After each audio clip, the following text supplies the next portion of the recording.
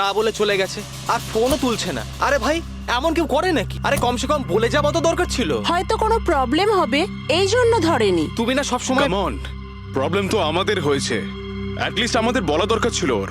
আর না তো কি, একদম বাচ্চাদের মতো ব্যবহার, কারো চিন্তাই করে না। সি গাইস লিসেন, প্রথমে ঘরের ভেতর ঢুকে দেখি। এটাও তো হতে পারে যে ঘরের ভেতর রয়েছে। চলো চলো।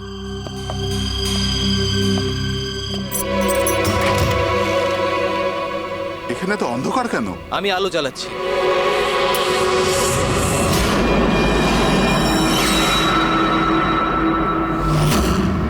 এসব কি? সারিকা, আমার আগে থেকেই মনে হচ্ছিল যে ওই মেয়েটার প্রাণের সংশয় আছে। এই কথাটা আমার হালকাভাবে নেওয়া উচিত হয়নি, ওদের ভরসা করাই উচিত হয়নি। তুমি এত কেন ভয় পাচ্ছ? হয়তো মেয়েটা ঠিকই আছে। তুমি জানো না অভিজিৎ, এই মেয়েটার এমন একটা রোগ আছে যার কারণে যে কোনো সময় ওর জীবন যেতে পারে। কেউ যা খুশি করতে পারে ওর সঙ্গে, কিন্তু ও জানতেই পারবে না। জানতে পারবে না? স্যার, ওকে ঘুমাতে আছে? না, কমায় না, একটা অদ্ভুত রোগ। আমিও এই রোগের ব্যাপারে আগে কখনো শুনিনি।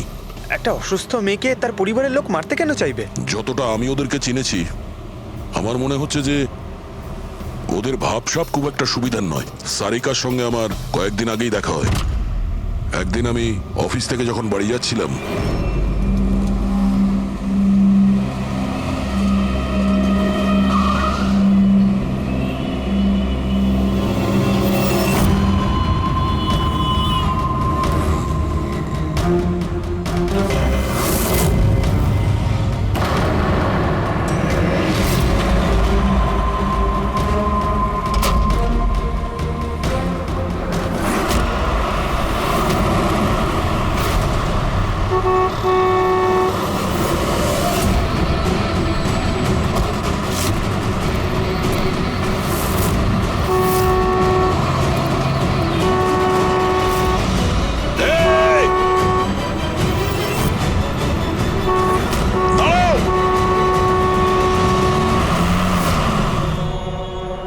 কি করছিলে তুমি? হ্যাঁ, এত বড় একটা ট্রাক সামনে থেকে বেরিয়ে গেল, তুমি দেখতে পাওনি? ও হর্ন বাজাচ্ছিল, তুমি শুনতে পাওনি? হ্যাঁ, আত্মহত্যা করার চেষ্টা করছিলে কি? মনে হচ্ছে দেখতেও পায় না, শুনতেও পায় না। কিন্তু এই রাস্তায় একা কি করছে? কে কে আছে এখানে? আকাশ দাদা, কে আপনি? কে? তার মানে আপনি দেখতে পান? তাহলে আপনি আমি আর ওই ট্রাক দেখতে পাননি? চাপা দিয়ে চলে যেত আপনাকে যদি আমি আপনাকে না বাঁচাতাম। সরি, আমি সত্যি দেখতে পাইনি। সারিকা, সারিকা তুমি ঠিক আছো তো? সারিকা, তুমি একলা কোথায় চলে গেছিলে? তোমার যদি কিছু হয়ে যেত তাহলে? আমি আগেই বলেছিলাম আমরা প্রপার্টি দেখতে যাচ্ছি, ওকে সাথে করে নিয়ে যাওয়ার কোনো দরকারই ছিল না, কিন্তু আমার কথা কেউ শোনেই না। রজনী প্লিজ থামো তুমি। ইনি ঠিকই বলছেন, আমি নিজে দেখেছি। ওনার লেফট সাইড দিয়ে একটা ট্রাক আসছিল, উনি দেখতে পাননি। ও হর্ন বাজাচ্ছিল, শোনেনি। চাপা দিয়ে চলে যেত ট্রাক যদি আমি না থাকতাম। থ্যাংক ইউ দাদা, থ্যাংক ইউ ভেরি মাচ।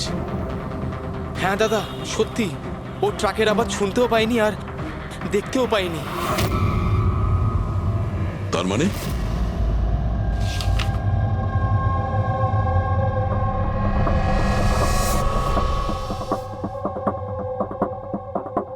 এইসব আপনি, মানে আপনার শুধু জিনিস আর সবার এই এই ডান দিকটা নজরে আসে না, শুধু বাঁ দিকটা নজরে আসে?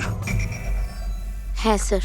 তার মানে এই মুহূর্তে আমি আপনার সামনে আছি, আপনি আমার অর্ধেকটা দেখতে পাচ্ছেন, আমার এই ডান দিকটা আপনি দেখতে পাচ্ছেন না? না স্যার, দেখতে পাই না।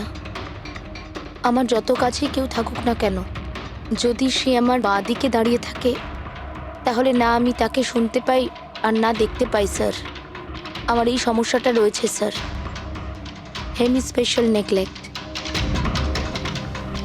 এই রোগের কারণের জন্য স্যার আমার মাথা লেফট সাইড রেজিস্টার করতে পারে না স্যার, শুধুমাত্র ডান দিকটাই বুঝতে পারি আমি স্যার। সেই জন্য আপনি এইসব পেন্টিংস, এই লোকজন, সবার ডান দিকটাই দেখতে পাই আমি স্যার। তাহলে এই এই অসুখের কোনো ট্রিটমেন্ট নিশ্চয়ই আছে। আর আপনারা আপনারা ওনাকে রাস্তায় যেতে দিলেন কি করে? আপনারা তো জানতেন যে ওনার সঙ্গে কি হচ্ছে, তারপরেও যদি কিছু হয়ে যেত ওনার। স্যার আপনি বলুন স্যার, ওর তো নিজের বুদ্ধি ব্যবহার করার দরকার ছিল। ওর কি দরকার ছিল রাস্তায় একা যাবার? আর এ কোনো ছোট বাচ্চা নাকি যে 24 ঘন্টা ওকে নজরে রাখতে হবে? ইনফ্যাক্ট আমরা এর জন্য একটা বেবি সিটার রেখে নিই যে 24 ঘন্টা ওর দিকে নজর রাখবে। এখন এসব বলে কি হবে? হ্যাঁ, ভুল আমাদের হয়েছে, এটা তোমরা মানো আর না মানো আমি মানি। Sir, I am so sorry sir. Sir, এই ভুল আর দ্বিতীয়বার আর হবে না। সারিকা আমার ছোট বোন, আর এর খেয়াল রাখা আমার দায়িত্ব স্যার। কারেক্ট। এরপর থেকে এরকম কোনোদিন হবে না। আর তাছাড়া এখন তোমার ওষুধ খাওয়ার সময় হয়েছে না, চল ওষুধ খাবে। স্যার এটা তো খুবই ভয়ঙ্কর রোগ। যদি কেউ ওর লেফট সাইডে সোজাসুজি অ্যাটাক করে তাও ও বুঝতে পারবে না। এক্স্যাক্টলি, এই ব্যাপারটাতেই আমার ভয়। এক তো এই অসুখ, তার উপরে কোটি টাকার সম্পত্তির একলা ওয়ারিশও। সারিকার মা বাবা একটা অ্যাক্সিডেন্টে মারা গেছে, সারিকা বেঁচে গেছে, কিন্তু ওর এই হেমি স্পেশাল নেকলেট অসুখ হয়ে গেছে। ওর আশেপাশেও দেখভাল করার জন্য তো অনেক লোক আছে, কিন্তু তার মধ্যে জানি না কতজন আছে যারা সৎভাবে ওর ভালো চায়। এরকম কেন মনে হচ্ছে তোমার? অভিজিৎ, ওই উইল অনুযায়ী সারিকার পরে পুরো সম্পত্তি এই আত্মীয়দেরই পাওয়ার কথা। আর আমার প্রথম থেকেই এদেরকে খুব একটা ভালো লাগছে না। আর এই কিছুদিন আগে আমি ওর বার্থডে পার্টিতে গেছিলাম। চলো সারিকা, এবার কেকটা কাটো। দাদা আর 2 মিনিট ওয়েট করে যাই, দয়া স্যার হয়তো চলে আসবেন। আমি ওনাকেও ইনভাইট করেছি। অন্তত আমাদেরও বলতে পারতে। আরে কে কি বললো না ভাই? Oh I am so sorry, আসতে একটু দেরি হয়ে গেল। Many many happy returns of the day, happy birthday. I will take it, দাও। আপনি আপনাকে ঠিক চিনতে পারলাম না। আমি বলছি, এ হলো কৃতি।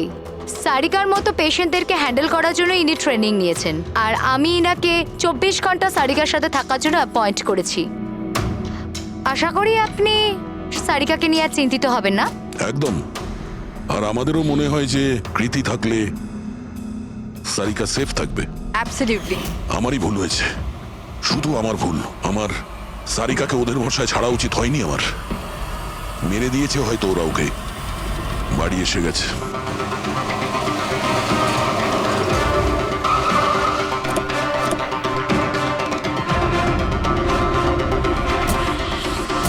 কোথায় ও? হ্যাঁ, কি করেছো তোমরা ওর সাথে? স্যার আমরা তো জানি না কি হয়েছে, আমরা তো কিছুই করিনি স্যার। এক মিনিট, কি হয়েছে কি এখানে? স্যার, ড্রয়িং রুমের অবস্থা দেখে আমরা এতটাই ভয় পেয়ে গেছি যে আমরা ভিতরে যাইনি। আগে এটা বলো, সারিকা কোথায়? স্যার, আমরা কিচ্ছু জানি না, আমরা কিচ্ছু দেখিনি স্যার। আমরা এইসব দেখে ঘাবড়ে গিয়েছিলাম আর সোজা আপনাকে ফোন করেছিলাম। ঠিক আছে, আমরা দেখে নিচ্ছি। পঙ্কজ, এদের সবার স্টেটমেন্ট রেকর্ড করো, আর কাউকে ভিতরে আসতে দেবে না।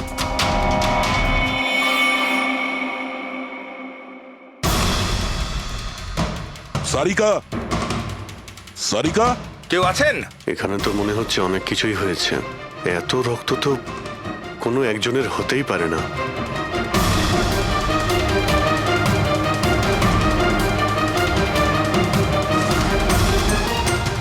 স্যার,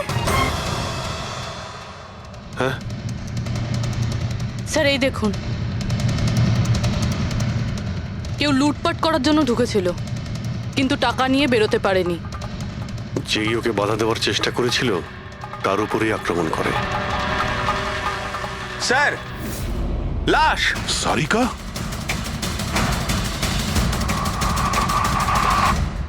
ও নো।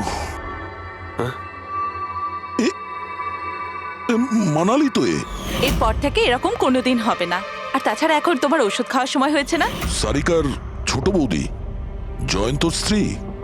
তাহলে ও কোথায় আছে?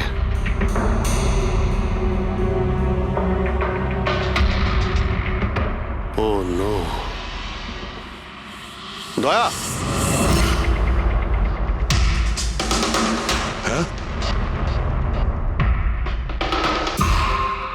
এ হলো কৃতি। সারিকার মতো পেশেন্টদেরকে হ্যান্ডেল করার জন্য ইনি ট্রেনিং নিয়েছেন। এটা তো কৃতি। তুমি চেনো? হ্যাঁ, কৃতি স্যার, পালস চলছে, এখনো বেঁচে আছে। এ সারিকার রুমের বাইরে। সারিকা, সারিকা, ফ্রেডি, এক্ষুনি অ্যাম্বুলেন্সের ব্যবস্থা করো, একে হসপিটালে পাঠাতে হবে। সারিকা, সারিকা,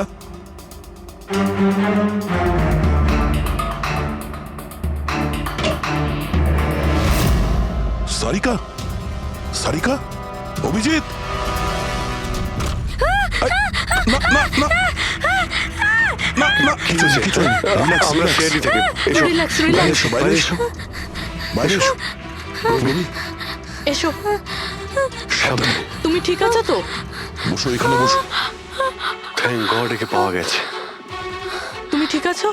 সবাইকে মেরে দিয়েছে, সবাইকে মেরে দিয়েছে স্যার। এক মিনিট, এক মিনিট। কে করেছে এসব? কে ছিল সে? দয়া স্যার, কি হয়েছিল? স্যার সবাইকে মেরে দিয়েছে স্যার, কে? মেরে দিয়েছে, কে? কে মেরেছে? মেরে দিয়েছে স্যার। আমার মনে হয় এক্ষুনি একে হসপিটালে পাঠানো উচিত, ওর মানসিক অবস্থা ঠিক নেই। হ্যাঁ, ঠিক হবে। মনে হচ্ছে শক পেয়েছে। রবি, তোলো একে। ওঠো, ওঠো। আমার সাথে এসো।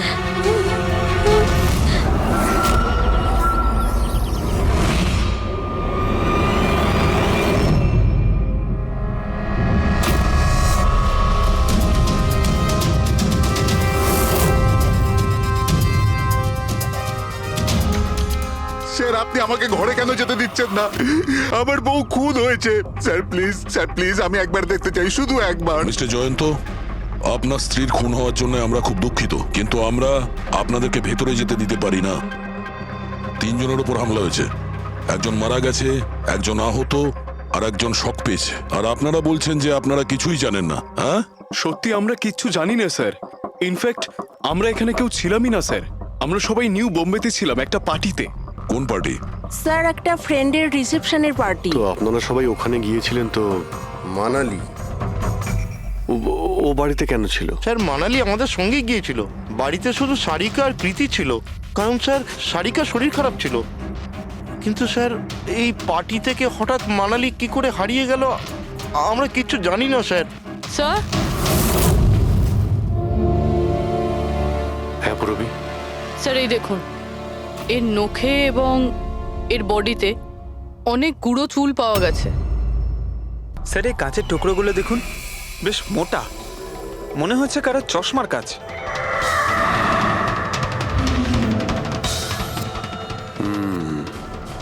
চশমারই মনে হচ্ছে। রেখে দাও সাবধানে। এই টেনে নিয়ে যাওয়ার চিহ্নের সঙ্গে রক্তের ফোঁটা।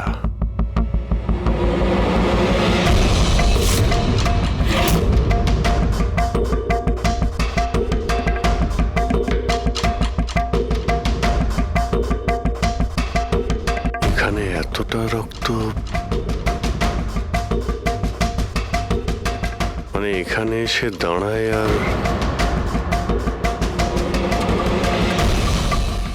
বাইকের চাকার দাগ। কেউ আহত অবস্থায় এখানে আসে আর বাইকে উঠে এখান থেকে বেরিয়ে যায়।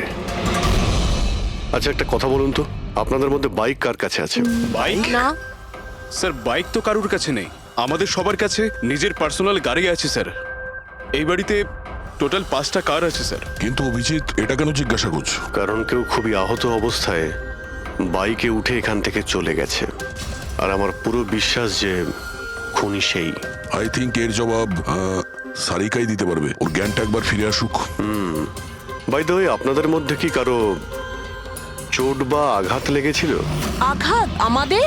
স্যার আপনার কথার মানে কি? আমাদের কেন চোট লাগবে? আপনারা আমাদেরকে সন্দেহ করছেন? যতক্ষণ এই কেসটা সলভ না হবে আমরা সবার উপরেই সন্দেহ করব। আর আপনারা যদি আমাদের সঙ্গে সহযোগিতা না করেন তাহলে আমাদের সন্দেহ আরো বেড়ে যাবে। হ্যাঁ, তাই প্লিজ কোঅপারেট।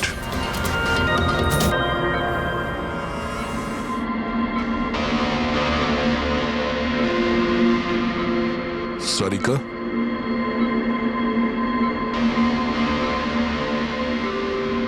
আচ্ছা তুমি কি ঠিক আছো? অভিজিৎ, সারিকা, দয়া স্যার, তুমি ঠিক আছো? স্যার মানালি বৌদি আর কৃতি স্যার। কৃতি ঠিক আছে, কিন্তু মানালি মারা গেছে। সামলে কৃতি।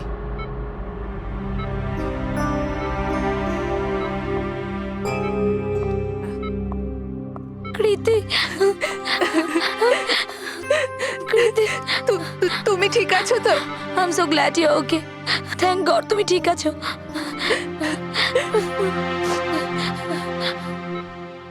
আচ্ছা, কাল এক্স্যাক্টলি কি হয়েছিল তুমি বলতে পারবে?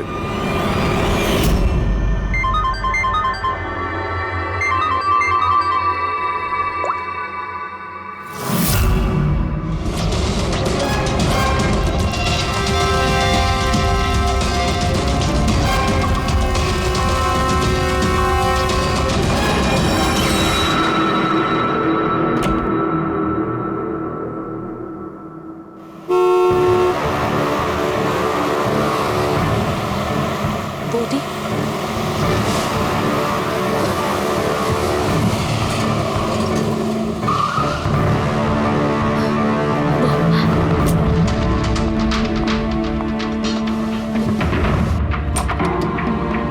সারিকা,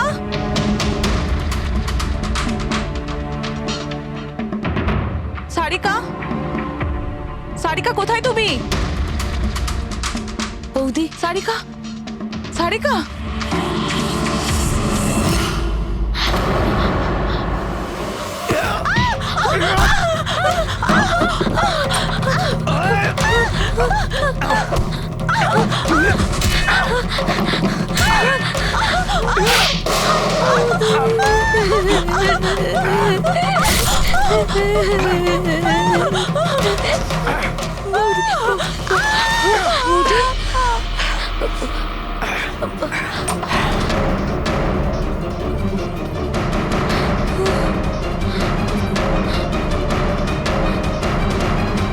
কৃতি, কৃতি, কৃতি।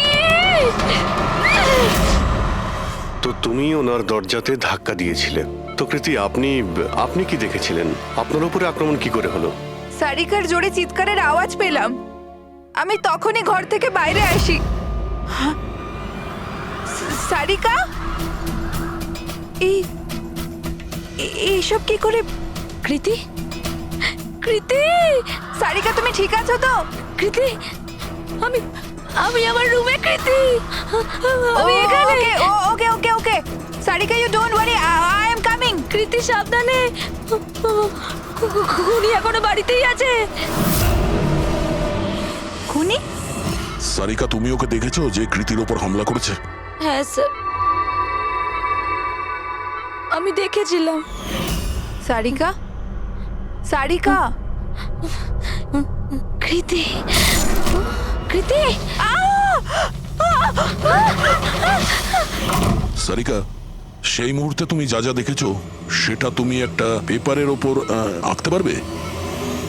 হ্যাঁ স্যার, যখন আমি ওনাকে মানালি বৌদির পেছনে দেখেছিলাম তখন খুব ভয় পেয়ে গেছিলাম। আমি শুধু ওই মুখটার একটা ঝলক দেখতে পেয়েছিলাম স্যার।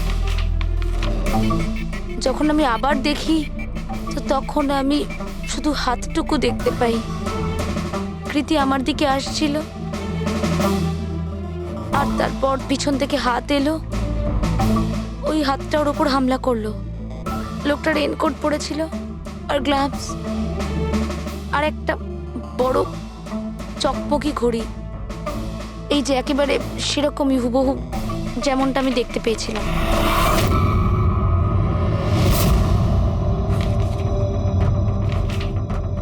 আই হোপ এই অর্ধেক ছবিগুলো দিয়ে আপনারা কিছু উপকার পেয়ে যাবেন হয়তো। চিন্তা করো না, এই অসম্পূর্ণ ছবিটা আমরা কমপ্লিট করব। ফেডরিক, মনোহরের কাছে এই পেন্টিং গুলো নিয়ে যাও আর বলো যে এই স্কেচ যেন কমপ্লিট করে। Sarika, thank you so much. আপনি যেতে পারেন, টায়ার্ড হয়ে গেছেন হয়তো। চলো সারিকা।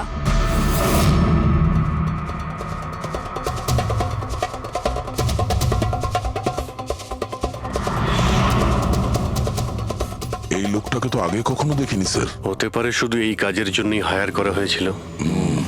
আর ঠিক সময়ে মানালি ওর প্ল্যানটা ভেস্তে দিল। খুব খুব মন দিয়ে দেখো এই স্কেচটা। এটা সেই লোকটার ছবি যে মানালিকে খুন করেছিল। আপনারা কি একে কোনোদিন দেখেছেন? আমি তো বুঝতেই পারছি না আমাদের কেন সন্দেহ করা হচ্ছে। এক্স্যাক্টলি, আমরা সবাই সারিকার আপনজন, আর আজ আমরা বিজনেসের সব কাজ ছেড়ে এখানে এসেছি শুধুমাত্র সারিকার জন্য। আর আপনাদের মনে হচ্ছে আমরা ওকে মারতে চাইছি? স্যার যে মারা গেছে ও আমার বউ স্যার, আর সারিকা আমার বোনের মতো। স্যার আমি যখন খুব ছোট ছিলাম আমার বাবা মা মারা গিয়েছিল। সারিকার বাবা মাই আমাকে আদর যত্ন করে বড় করে তুলেছে। আমি আজ যা কিছু হয়েছি ওনাদের দুজনের জন্যই হয়েছি। আর স্যার আমি সারিকাকে আমার নিজের প্রাণের চেয়েও বেশি ভালোবাসি। এক্স্যাক্টলি, এক তো আমরা ওর জন্য নার্স রাখলাম, আর আপনারা সবাই আমাদেরকেই সন্দেহ করছেন। হ্যাঁ, সন্দেহ করছি তোমাদের সবাইকে। আমি নিজের চোখে দেখেছি কতটা ভালোবাসো তোমরা ওকে। আপনারা সবাই ভালোভাবেই জানেন যদি ওই বেচারির কিছু হয় তাহলে ওর কয়েকশো কোটি টাকার সম্পত্তির তোমাদের সবার মধ্যে ভাগ হবে।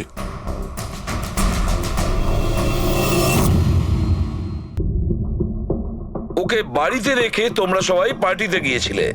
ওখানে মালিনী কোনো কথা শুনেছিল যে কোনো খুনি ওকে মারতে চলেছে। মালিনী কাউকে কিছু না বলেই নিজে ওকে সাবধান করে আর চলে যায় সেখানে যেখানে খুনি মানালিকে মেরে ফেলে। আর যদিও পার্টিতে এই কথাটা শুনে থাকে তাহলে আপনাদের মধ্যে কেউ হবে? কেউ না? ঠিক আছে, তোমরা এখন যেতে পারো, কিন্তু একটা কথা ভালো করে মনে রাখবে, আমাদের কড়া নজর থাকবে তোমাদের উপরে। অভিজিৎ, দয়া ও বলছিল মানালি ওকে ফোন করেছিল যে মানালি পুলিশ নিয়ে ওর বাড়িতে পৌঁছচ্ছে। এক্স্যাক্টলি স্যার, কিন্তু ও না আমাদের সঙ্গে কন্ট্যাক্ট করেছে না পুলিশের সঙ্গে। হতে পারে কেউ ওর পিছু নিয়েছিল, তাই হয়তো ভয় পেয়ে গিয়েছিল। একটা কাজ করি আমরা, পঙ্কজ পুরবী, ওই পার্টিতে যে কয়জন লোক এসেছিল ওদের প্রত্যেকের নাম আর ফোন নাম্বার বের করো, আর খোঁজ নাও ওই রাতে মানালির বাড়ির আশেপাশে ওদের মধ্যে কার ফোন অ্যাক্টিভ ছিল।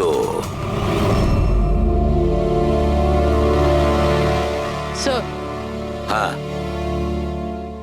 স্যার ওই রাতে ওখানে 250 লোক ছিল, কিন্তু স্যার একজন হচ্ছে ঈশান। ওই রাত্রেও পার্টিতে ছিল, আর ওখান থেকে ও সারিকার বাড়ির দিকে গেল যখন মানালি পার্টি ছেড়ে গেল। আর ফোন ওখানেই বন্ধ হয়ে যায় ওদের বাড়িতে। স্যার আর একটা আজব ঘটনা ঘটেছে। মানালি সেই রাতে ওই বাড়িতে ফোন করেইনি, বরং সেখান থেকে ব্যান্ড্রায় গিয়েছিল কোয়াড্রাম, আর তারপর থেকে ফোনটা সুইচড অফ। মানালির সেল ফোন তোর কাছেই ছিল ওই ক্রাইম সিনে।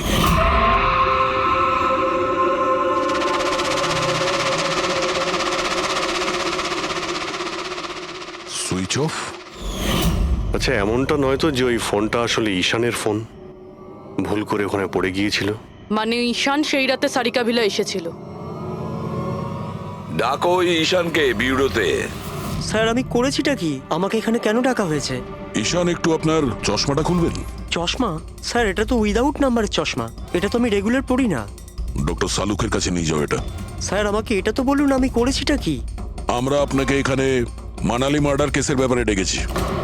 ক্রাইম সিনে আমরা চশমার ভাঙা কাঁচ পেয়েছি। আপনার চশমাটাকে ওই কাচের সঙ্গে ম্যাচ করিয়ে দেখব। কিন্তু স্যার আমি তো ওই জায়গায় যাইনি। যদি তুমি নাই গিয়ে থাকো তাহলে তোমার ফোন ওখানে ওই ভিলাতে কি করছিল? আর মানালির ফোন তোমার বাড়িতে মানরাতে কিভাবে পৌঁছলো? ওই স্যার পার্টিতে আমাদের ফোন এক্সচেঞ্জ হয়ে গেছিল, কারণ আমাদের ফোন দুটো এক। কি হলো মানালি ম্যাডাম, আপনাকে চিন্তিত মনে হচ্ছে? চিন্তিত আমি? না তো, আসলে আমি ওই জয়ন্ত আর আকাশকে খুঁজছিলাম। আপনি ওদের কোথাও দেখেছেন? হ্যাঁ, ওরা দুজন ভেতরেই হবে। আসলে কি হয়েছে, এত চেঁচামেচি আর এই ডিস্কোতে আমি কিছু বুঝেই উঠতে পারছি না। আপনি প্লিজ আমাকে একটু হেল্প করে দেবেন ওদের খুঁজে পেতে? আমি ওদের ভেতর থেকে আপনার কাছে পাঠাচ্ছি।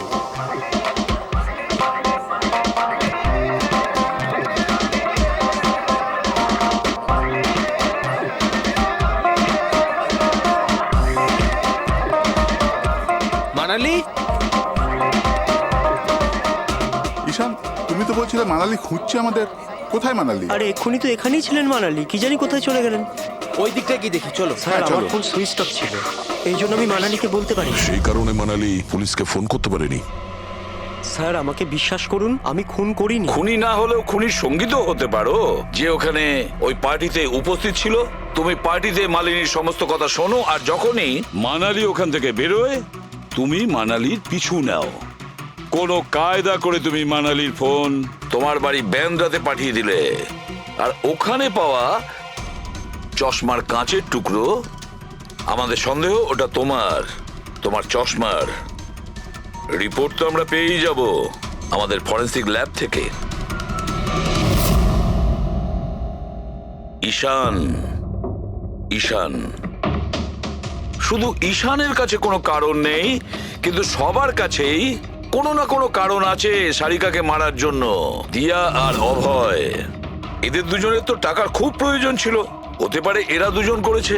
আর এদের প্রত্যেকের কাছে একটাই অজুহাত আছে যে ওরা রিসেপশনের পার্টিতে ছিল।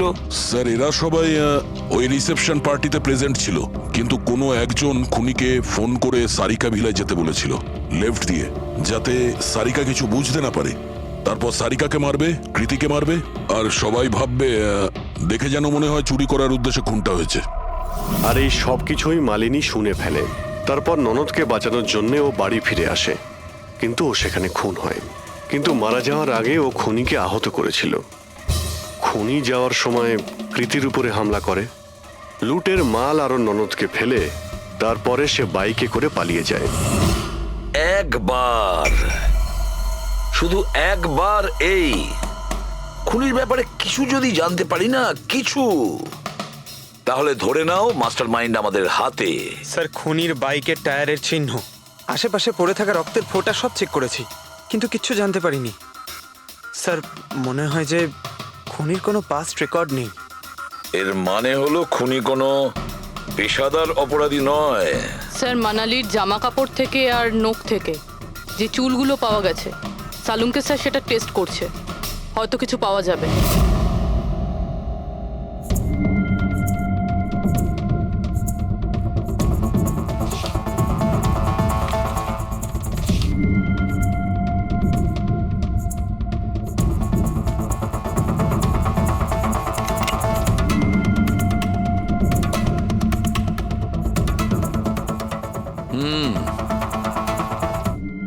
আমার আন্দাজ একদম ঠিক ছিল, এবার শুধু ডিএনএ রিপোর্টটা দরকার।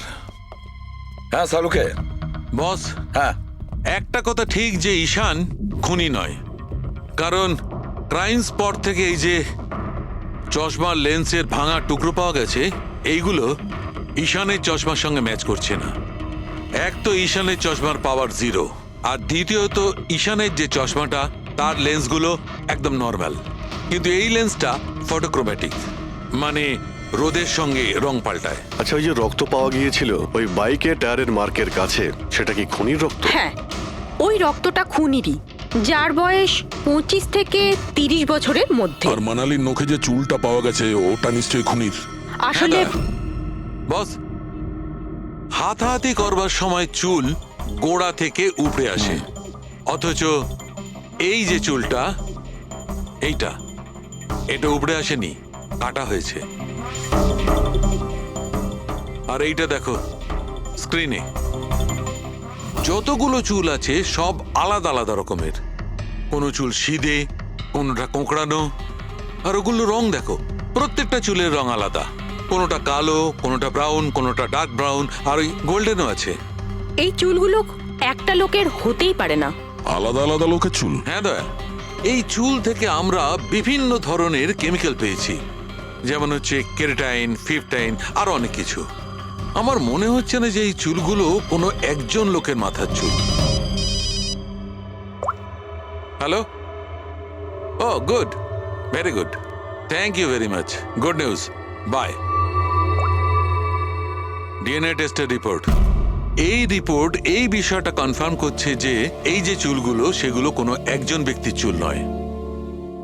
যে লোকটার ড্রেসের ওপর আলাদা আলাদা চুল আছে, আলাদা আলাদা লোকের কাটা চুল, সেই লোক কোনো বড় সেলুনে কাজ করে, হেয়ার স্টাইলিস্টের।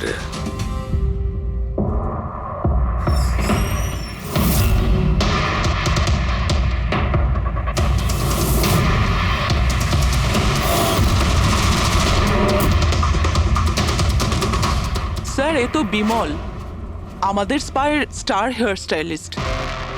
স্যার এখানে যেই আসুক না কেন সবাই ওর কাছেই হেয়ার স্টাইল করতে চাইতো। কিন্তু স্যার এই কিছুদিন ধরেই হলো এই টাকা পয়সা নিয়ে ভীষণ চিন্তিত থাকতো। এর জুয়া খেলার খুব অভ্যাস ছিল। কিন্তু স্যার এই খুন করবে এটা স্যার আমি একদম ভাবতেই পারছি না। যাই হোক, এখনো কোথায় আছে বলতে স্যার পারবেন? একে এখন কোথায় পাবেন এটা আমি বলতে পারবো না, তবে কিছুদিন যাবত এখানেও কাজে আসছে না, আর না ও আমার ফোন তুলছে। আপনি ওর ফোন নাম্বার আর অ্যাড্রেসটা দিন আমাদের। হ্যাঁ স্যার, আমি এখনই আনছি।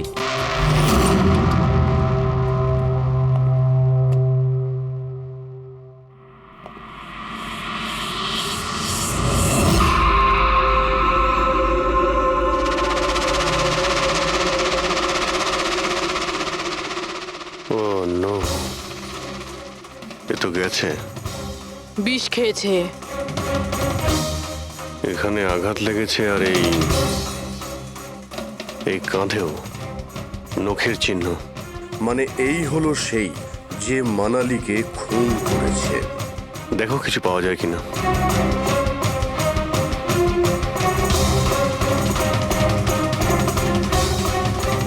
স্যার, হ্যাঁ, আমি বিমলের বাইকটা চেক করলাম স্যার। বাইকটার হ্যান্ডেলে শুকিয়ে যাওয়া রক্ত আর কাঁদালে আই অ্যাম শিওর স্যার এগুলো ওই বাড়িটার ব্যাকইয়ার্ড থেকেই লেগেছে।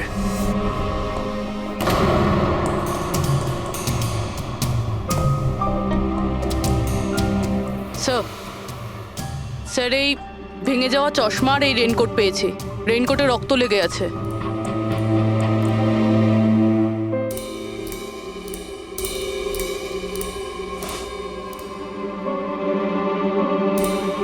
এই দেখতে পাচ্ছ, বাঁ হাতে ঘড়ি। হ্যাঁ, তাহলে স্যার যদি বিমল বাঁ হাতে ঘড়ি পরতো তাহলে ও কি করে বলল যে ডান হাতে ঘড়ি পরা ছিল? পার্টিতে মানালি কেউ সারিকাকে খুন করবে সেই আলোচনা শুনে ফেলে, আর তখন মানালি ঈশানের কাছে সাহায্য চায়। ওকে বলে যে জয়ন্ত আর আকাশকে ওখানে পাঠিয়ে দিতে। এর মানে আকাশ আর জয়ন্ত দুজনেই নির্দোষ। বাকি রইল এই তিনজন, রজনী, অভয় আর দিয়া। ওই খুনের মাস্টারমাইন্ড এই তিনজনের মধ্যেই কেউ হবে। আচ্ছা স্যার, ওই কলের অন্যদিকে কে ছিল? স্যার ওই বিমল হতে পারে। না স্যার, আমি বিমলের ফোন রেকর্ড চেক করেছি। ওই রাত্রে ওদের মধ্যে কেউই বিমলকে ফোন করেনি। তাহলে অপর প্রান্তে কে ছিল সেদিন? ল্যান্ডলাইন? আচ্ছা, ওদের বাড়ির ল্যান্ডলাইন ফোন? হ্যাঁ, হতে পারে।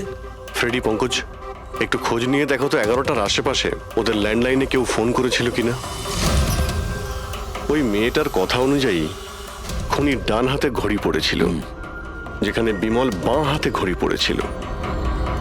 আরও এটাও বলেছিল যে খুনি যে রেনকোট পরেছিল সেটা ব্লু কালারের ছিল, কিন্তু আমরা বিমলের বাড়ি থেকে যে রেনকোট পেয়েছি সেটা কালো ছিল। হতে পারে সারিকা কিছু ভুল করেছিল, ঠিকমতো দেখতে পাইনি ও। স্যার, স্যার ওই রাতে 11:30টার সময় বাড়িতে কেউ ফোন করেছিল। কে ফোন করেছিল? আপনারা সত্যি বলছেন এই সব কিছুর পেছনে আমার নিজের লোকের হাত আছে? একটু অপেক্ষা করুন, সব জানতে পারবেন। স্যার, আপনারা আবার কেন খোঁজ খবর নিচ্ছেন? একবার তো খোঁজ খবর নিয়েছেন। সেদিন প্রমাণ একত্রিত করার জন্য আর আজ কেস ক্লোজ করার জন্য। আপনি একটু অপেক্ষা করুন, এখনই সবকিছু জানতে পেরে যাবেন। স্যার, পেয়ে গেছি। কিন্তু এটা তো সেই রেনকোটটাই যেটা ওই খুনি পড়েছিল। এখানে কি করে এলো? বলছি, তুমি বলেছিলে যে মানালি তোমাকে দৌড়ে এইখানে বাঁচাতে এসেছিল, কারণ ও ওখানে পার্টিতে শুনেছিল যে কেউ তোমাকে খুন করতে চায়।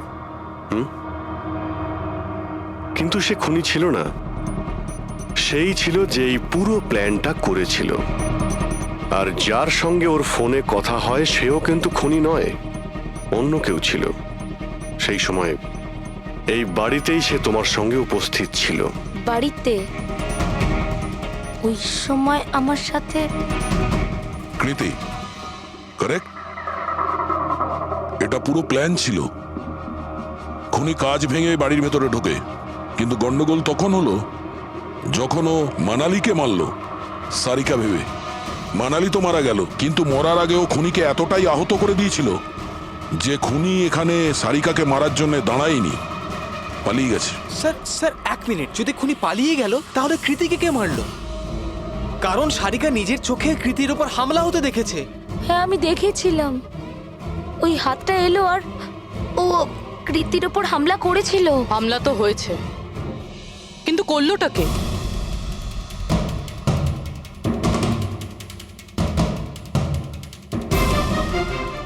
আপনারা সবাই আমাকে এভাবে কেন দেখছেন?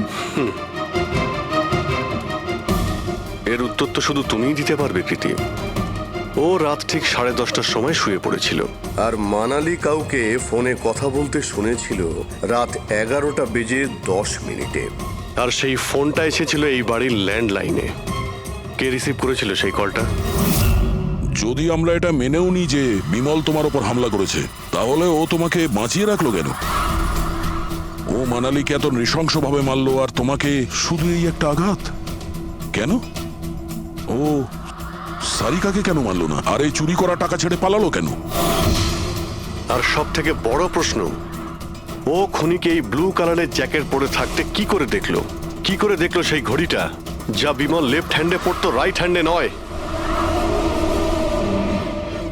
বিমলের রেইনকোটের কালার ছিল ব্ল্যাক।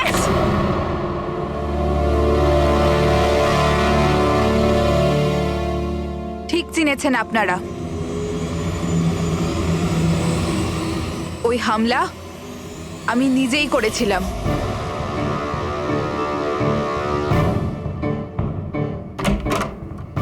সারিকা, সারিকা কোথায় তুমি? মানালি এখানে এই সময়? Sarika,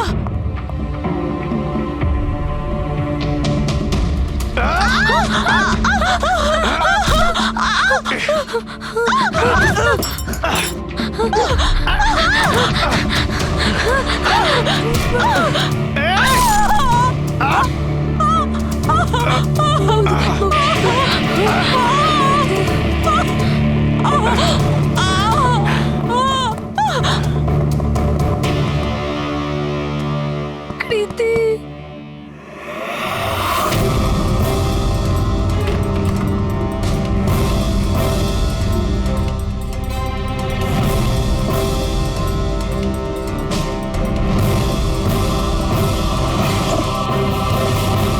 I am coming, Sarika, don't worry.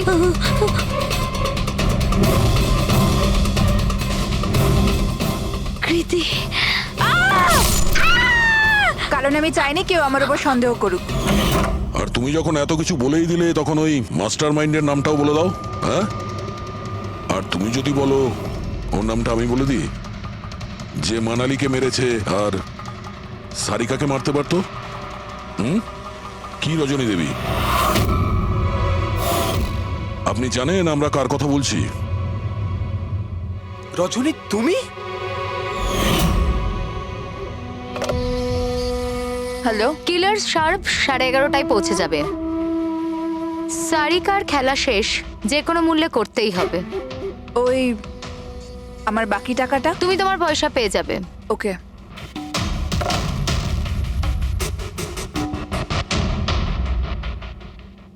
রজনী, তোমার জন্য আমি আমার বউকে। আমার পয়সার দরকার ছিল।